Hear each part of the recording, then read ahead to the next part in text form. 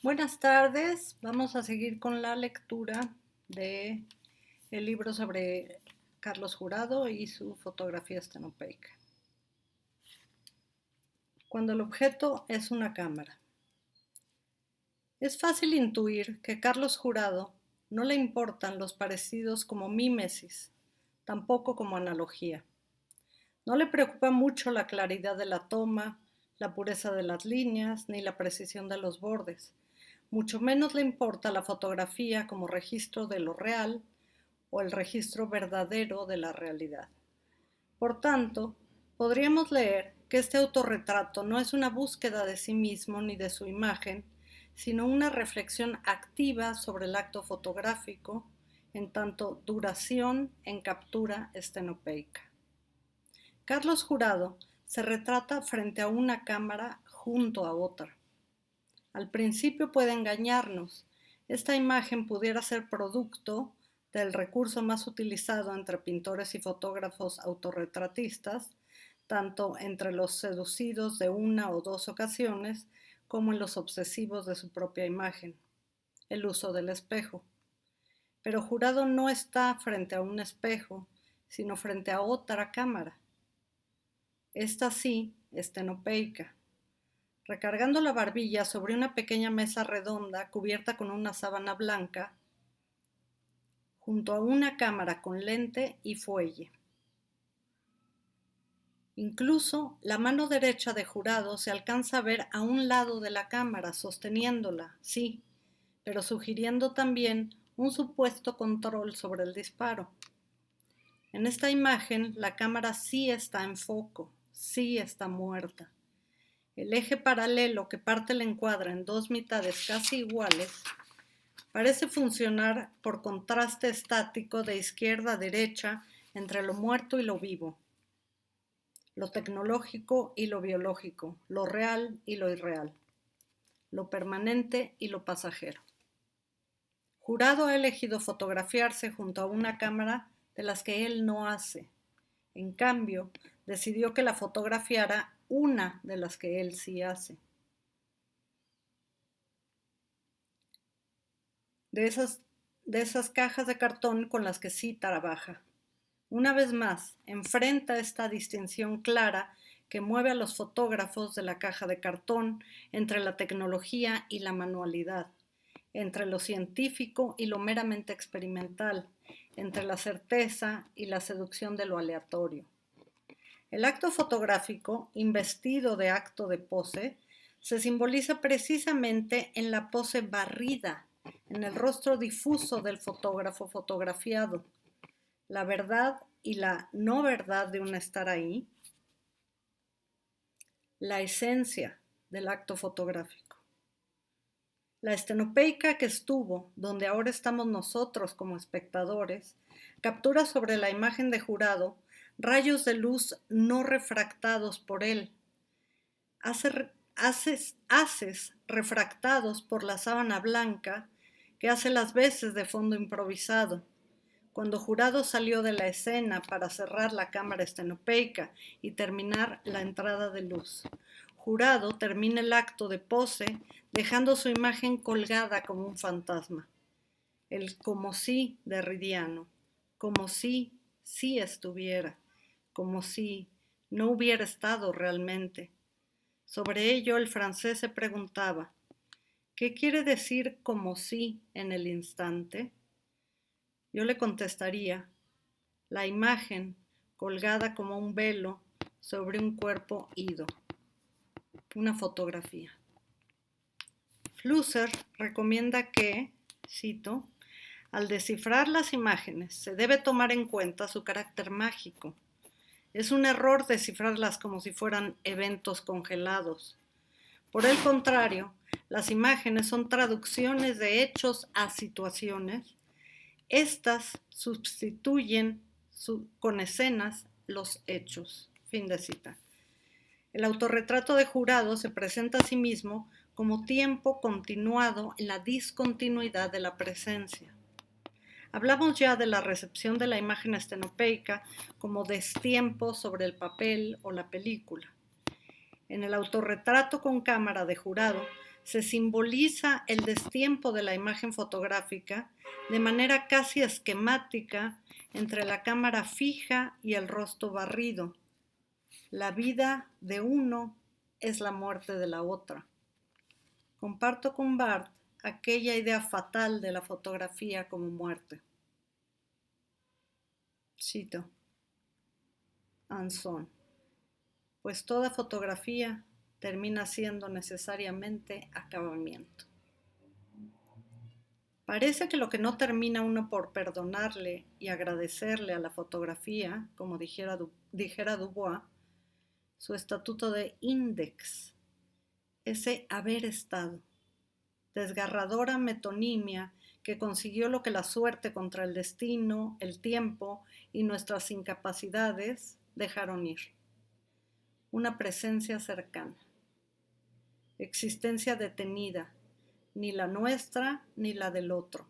Entonces, nada. Pues y parte, la fotografía, al reavivar indisolublemente la memoria de los desaparecidos y la memoria de su desaparición, abre y cierra nuestros deseos y posibilidades en ese preciso momento en que la soledad intenta acompañarse y en el intento se confirma. De una u otra forma, siempre he creído que la fotografía es un acto asumido de nostalgia. Será por ese poder irracional que gana nuestra confianza, como dijera Bazin. Pulsión fotográfica, la llamó Dubois. Un índex es un signo que remite al objeto que denota porque está realmente afectado por ese objeto. Afectado por la cercanía, por el instante de coexistencia, bajo condición de separación.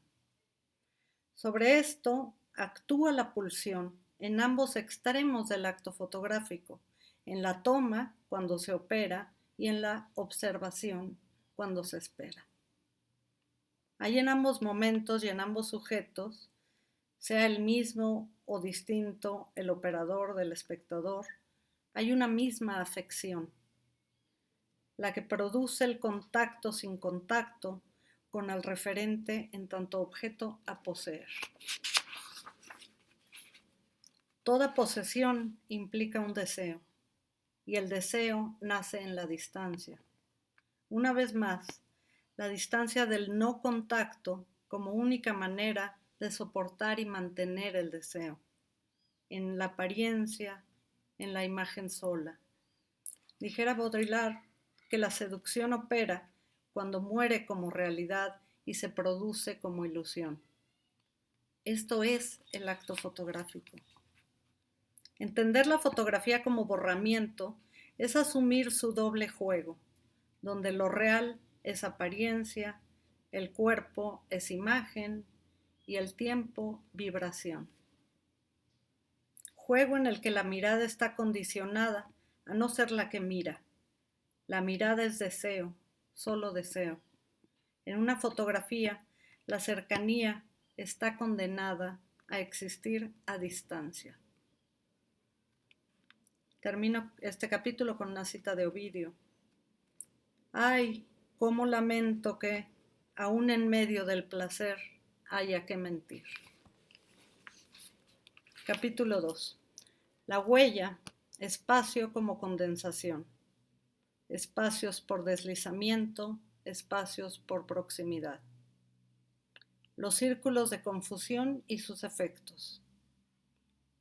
Empiezo con una cita de Henri Bergson. Nuestro pasado se manifiesta, por tanto, íntegramente en nosotros por su impulso y en forma de tendencia, aunque solo una débil parte se convierta en representación. Los estudios sobre el comportamiento de la luz definen los círculos de confusión como la forma que toma el reflejo de cada uno de los rayos emitidos por un objeto que viajan a través de un pequeño orificio y se proyectan en una superficie plana, ya sea esta una pantalla, una emulsión fotográfica o un muro cualquiera.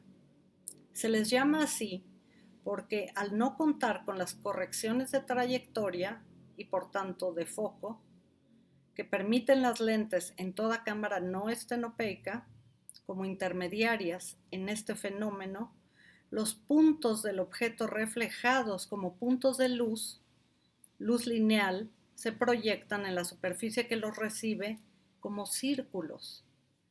Esto por la ligera desviación que sufren los rayos al chocar con los bordes del orificio. Pequeñísimos círculos que consiguen, unos al lado de otros, no la nitidez a la que obligan las complejas lentes fotográficas, en las que por lo general se combinan por lo menos 3 diferentes tipos de lentes, tanto cóncavas como convexas, para salvar de las aberraciones ópticas, sino una especie de difusión en los límites de representación de los objetos sobre sí mismos al pasar a la bidimensión. El efecto borroso provocado por los círculos de confusión es más notorio en los bordes de las figuras fotografiadas, pero sucede con cada uno de los puntos que componen la imagen.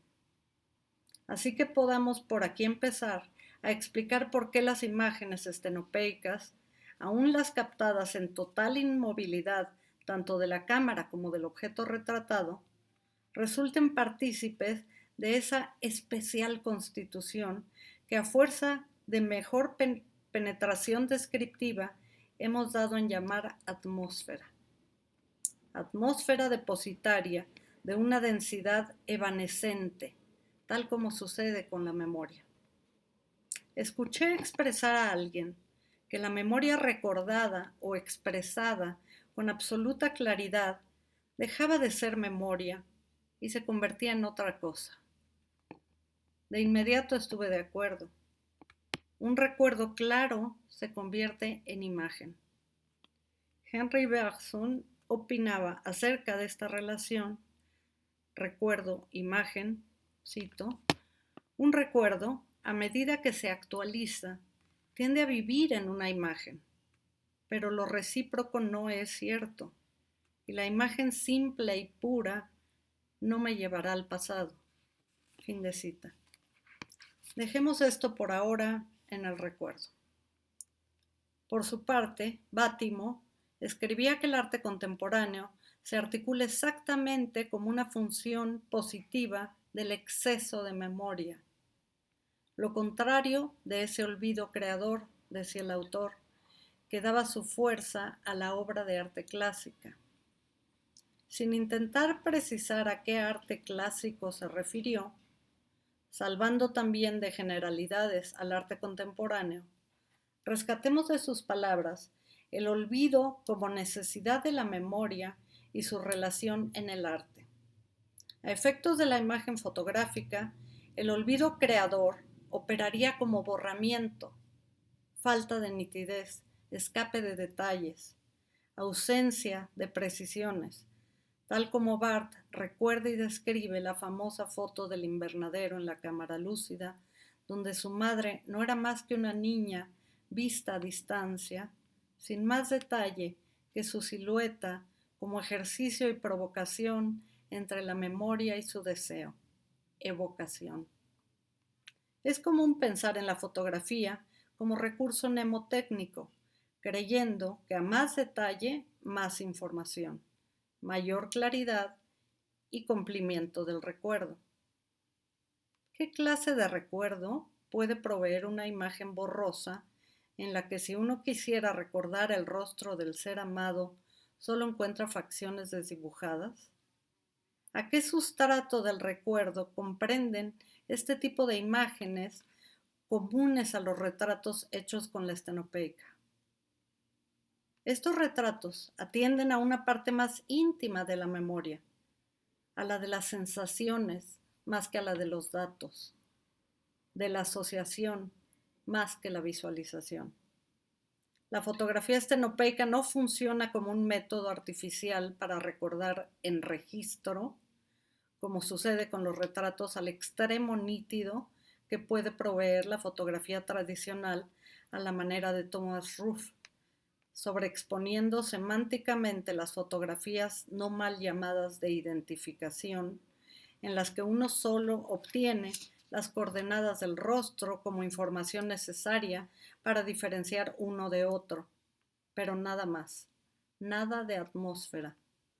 La estenopeica, más que una ayuda para completar la memoria, deviene un disparador, reto, catalizador, evidencia del olvido sobre la memoria, porque a falta de rasgos precisos y contornos, a juicio cierto, identificables y confiadamente medibles, lo que hacen este tipo de imagen es entregarnos tan solo un boceto, no la cosa misma, sino el recuerdo de la cosa. Tal como juega nuestra propia memoria, ambas, una imagen estenopeica y una imagen de nuestra memoria, nos ponen en estado de. Decía Aristóteles que la memoria no es sensación ni juicio, sino un estado de afección. Propongo entender asimismo la fotografía estenopeica frente a la que no lo es. La segunda como juicio sobre el mundo, la primera como afección. Volvamos ahora a la afirmación de Bergson sobre la imposibilidad de una imagen para llevarnos al pasado. Como dice, lo consigue la memoria. En defensa de la estenopeica, diría que lo que acciona en términos de recuerdo y evocación quizás sea más importante perceptual y emocionalmente que la sola pretensión de transportarnos al pasado.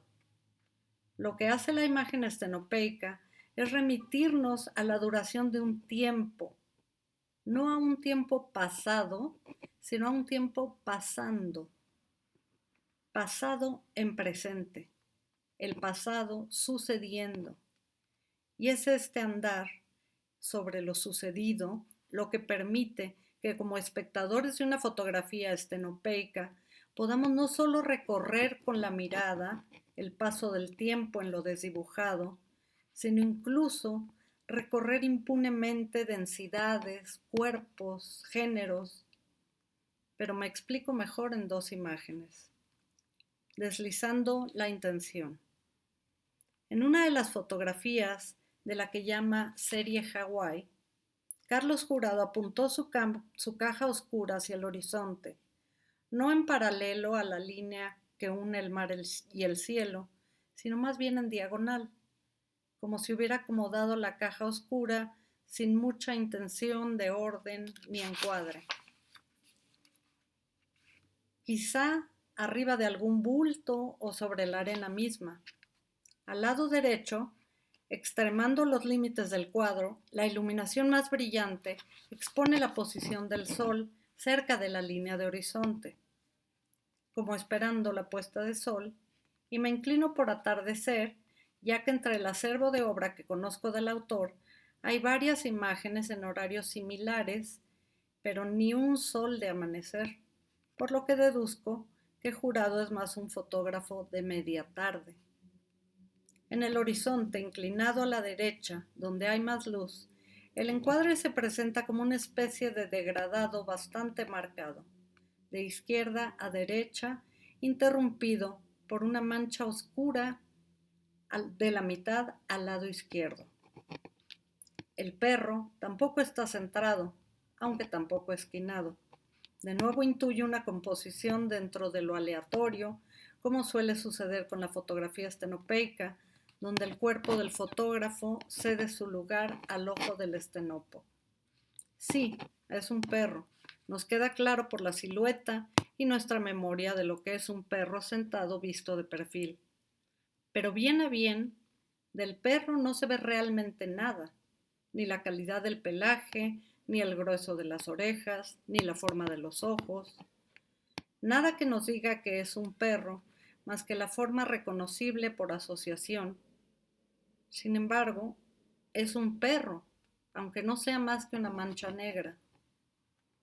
Aunque tampoco es una mancha negra, pues no es una plasta que corte el degradado, ni que divida realmente la escena. Es más bien, y esto por los bordes desdibujados, el movimiento de un perro, su vibración. El perro está sentado, lo sabemos sin ver con por completo su disposición corporal y estando vivo y en una playa, necesariamente vibra por respirar con la lengua de fuera, como sabemos hacen los perros para refrescarse. Entonces, lo que vemos como movimiento en los contornos de la silueta no es más que una vibración repetida en un determinado periodo de tiempo, el que necesita una caja estenopeica para captar una imagen en capas como lo hacen. Nos enfrentamos a dos factores perceptuales que devienen estéticos y estáticos. Ambos resultan perceptuales. El primero es la ausencia de detalle en la figura central, que nos hace en cierto sentido perderle respeto visual, como centro para verle de otra forma. Empezamos a ver la figura no como algo en sí mismo, sino como prolongación de algo más. Si a eso sumamos la vibración como borramiento de límites de información y continuación de contornos atmosféricos desde la figura hacia el fondo y viceversa, resulta que lo que queda es, por decirlo burdamente, un sujeto desdibujado, deslizado, un sujeto rendido. A lo que pregunto, ¿qué le sucede a un sujeto cuando se vence? ¿Cuándo se desdibuja? Se me ocurren dos respuestas. Un sujeto deslizado se convierte en tiempo o se convierte en paisaje. Pensando el paisaje como fondo, como escenario para que otro sujeto suceda, o al menos para que el tiempo suceda. Podemos atribuirle exacta actitud a la cámara estenopeica, ese esperar a que las cosas descansen, a que los sujetos existan, a que el tiempo se acumule. En el suceder, los sujetos se mezclan con otros, empiezan a confundirse y a envolverse de una misma cadencia, la que entra por el estenopo y se acomoda entre los círculos de confusión. Mientras tanto, el tiempo espera su paso para hacerlos densos, no necesariamente distinguibles. La espera deviene duración y la duración se configura a sí misma.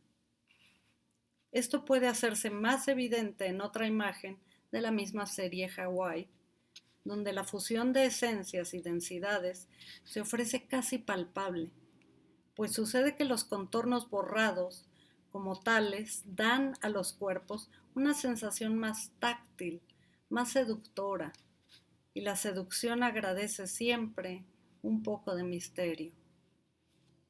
Es el retrato de Hila en el cementerio chino. Leemos este título, pero lo que vemos claramente no es un retrato, mucho menos una evidencia de locación. Casi no hay información del entorno en la imagen. Bien lo dijera Gombrich, no puedo disfrutar la ilusión y observarla. Direccionada la cámara en contrapicada sutil, lo suficientemente cerca de la modelo para cortar por arriba del codo el encuadre, se asoma en horizonte bajo una montaña en oscuro, continuada a todo lo largo. Sobre ella algunos detalles más claros sin mucha precisión.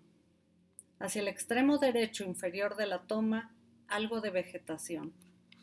Partiendo el rectángulo por la mitad en vertical y ocupando la zona izquierda de la escena, una mujer de cabello largo al viento, vestida de blanco, con brazos desnudos y en perfecto perfil, supone estar parada, aunque según el encuadre de visión que nos entrega la imagen, y si nos dejamos envolver por la atmósfera de la imagen, bien pudiera estar volando. No vemos la pose, vemos el acto de posar. El punctum de esta fotografía, diría Barth, es la condensación de nubes sobre el cabello, casi invadiendo al cuerpo, la cabeza. La figura está lo suficientemente barrida para que uno decida pensar que o la mujer se está desmaterializando hacia atrás, o la nube se está corporeizando hacia adelante. A veces parece que la nube se le ha subido, convirtiéndole en alas la espalda, y nosotros dichosos la hemos captado al paso. La realidad es que nuestra percepción sensorial pudiera inclinarse por cualquiera de las dos opciones, la del vuelo o la desaparición. Claro, antes de que la razón decida dictarnos lo contrario. Finalmente, es un asunto de atención. Al entender la atención como, cito, un proceso de diferenciación, un acto de separación y aislamiento de una cosa o pensamiento específico del resto del campo sensorial de las ideas de la mente. Nos enfrentamos a la imposibilidad de diferenciar al sujeto y, por tanto, de atenderlo como tal. Así que lo que sucede sea, como en el caso del perro y la playa, un sujeto convertido en paisaje, un sujeto deslizado hacia el paisaje, y con él nuestra mirada y sensación. Cuando no son ya solo los rayos de luz reflejados por el cuerpo como superficie en un instante capturado, sino un momento de continuada refracción, en el que el cuerpo se distiende hacia su propia materialización indefinida en la imagen. En este caso, el cuerpo también se recorre a sí mismo, porque el tiempo de exposición se lo permite, y en lugar de contenerse en la nitidez de sus contornos, se origina y distiende en la vibración de sus límites, en su propio proceso de desdibujamiento. El cuerpo paisaje se ofrece como seducción velada, no como representación precisa, pues el cuerpo en la fotografía estenopeica se convierte a sí mismo en revelación y el género en deslizamiento. Espacios de indeterminación que contienen su propio dilucidar en la inteligibilidad corporal de la percepción.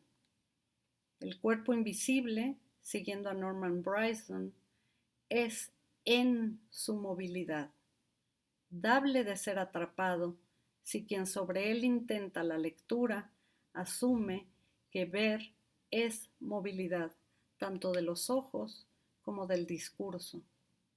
Idea que rescato para comenzar a hablar de la mirada en la fotografía estenopeica como un acto móvil sobre el cuerpo barrido. Terminemos por hoy. Gracias por escuchar y hasta pronto.